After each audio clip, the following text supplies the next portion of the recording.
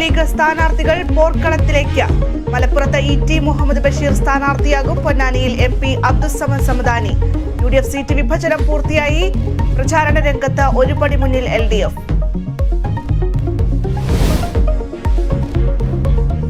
ഹൈക്കോടതിയിൽ ദിലീപിന് ആശ്വാസം. നടിയാക്രമണ കേസിൽ ജാമ്യം റദ്ദാക്കണമെന്ന ക്രൈംബ്രാഞ്ച് ആവശ്യം തള്ളി. വിചാരണ അന്തിമഘട്ടത്തിലായതിനാൽ ജാമ്യം റദ്ദാക്കാനാകില്ല. ജാമ്യം റദ്ദാക്കിയാൽ കൂടുതൽ നിയമ പോരാട്ടത്തിലേക്ക് പോകേണ്ടി വരുമെന്നും നിരീക്ഷണം.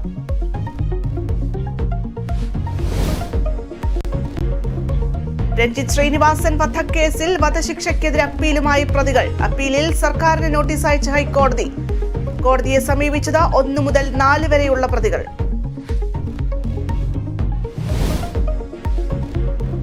തിരുവനന്തപുരം കാസർഗോഡ് വന്ദേ ഭാരത് ട്രെയിനിൽ പുക.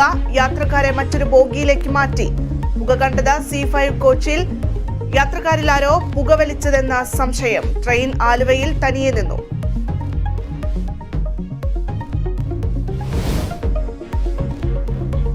സന്തോഷ് ട്രോഫിയിൽ കേരളത്തിന് നിർണായക മത്സരം. ഇന്ന് എതിരാളി അരുണാചൽ പ്രദേശ്. ക്വാർട്ടർ ഫൈനൽ പ്രവേശനത്തിന് ജയം അനിവാര്യം.